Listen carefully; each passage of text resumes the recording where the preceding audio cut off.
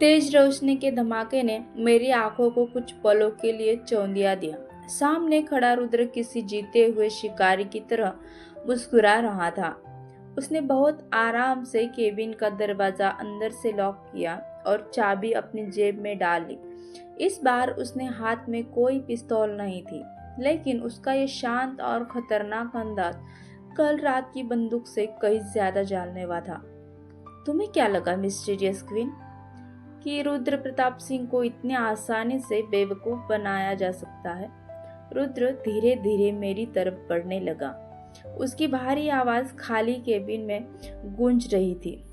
Business trip का नाटक सिर्फ तुम्हें इस बिल से बाहर निकालने के लिए किया था, और देखो तुम कितनी आसानी से मेरे बिछाए जाल में फंस गई। मेरा दिमाग बिजली की तेजी से भी काम कर रहा था। भागने के सारे रास्ते बंद थे। खिड़की पीछे थी, लेकिन वहां तक पहुंचने से पहले ही रुद्र मुझे दबोच लेता। मैंने बिना डरे अपनी कमर पर हाथ रखा और थोड़ा सा पीछे हटकर लॉकर के पास खड़ी हो गई। जब जाल बहुत अच्छा बुना मिस्टर, मैंने अपनी बदली हुई भारी आवाज में कहा, लेकिन आप भूल रहे हैं कि क्वीन को पिंजरे में कैद करना नामुमकिन है। मुझे जो चाहिए था वो मेरे हाथ में है। मैंने चुपके से वो पेन ड्राइव अपनी जेब में सरका दी। तुम्हारे हाथ में सिर्फ वही चीज आ सकती है जो मैं तुम्हें देना चाहूँ, रुद्र ने कड़क लहजे में कहा, और अचानक एक तेज झटके के साथ मेरी तरफ लपका। उसने मेरा हाथ पकड़ने की कोशिश की, लेकिन मैं नीचे की तरफ झुकी और उसकी भाग के नीचे से निकलकर दूसरी तरफ आ गई।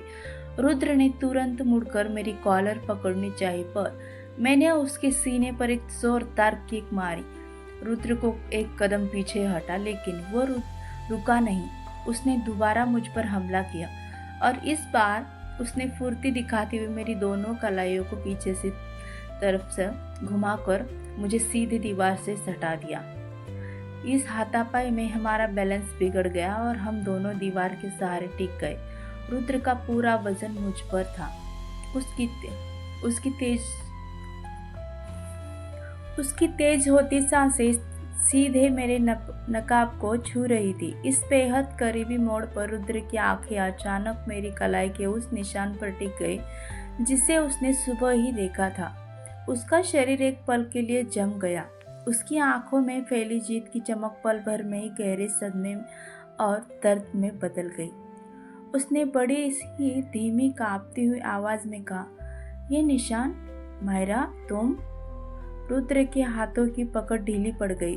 उसे यकीन नहीं हो रहा था कि जिस लड़की की सादगी और मासूमियत पर उसका दिल धीरे धीरे पिघल रहा था, वही उसकी सबसे बड़ी दुश्मन द मिस्टीरियस क्वीन है। मैंने इस सदमे का फायदा उठाया। मैंने अपने सिर से उसके माथे पर जोरदार प्रहार किया। रुद्र दर्द से पीछे हटा। मैंने तुरंत जमीन पर पड़ा अपना दूसरा स्मोक बम पटाखा। कमरे में एक बार फिर घना धुआं फैल गया। रुद्र खांसते हुए चिल्लाया, मायरा रुक जाओ, मुझे सच जानना है। लेकिन जब तक धुआं साफ हुआ, केबिन की खिड़की खुली हुई थी और मैं रात के अंधेरे में गायब हो चुकी थी।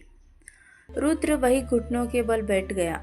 उसकी आंखों में गुस्सा नहीं, बल्कि एक गहरा धोखा और तड़प थी।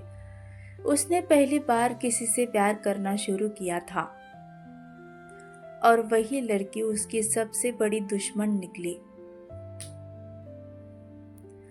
आपको कहानी अच्छी लगी तो वीडियो को लाइक और शेयर करें, और ऐसे ही नए नए वीडियोस के लिए चैनल को सब्सक्राइब ज़रूर करें। जल्द ही मिलते हैं अगले एपिसोड में। धन्यवाद।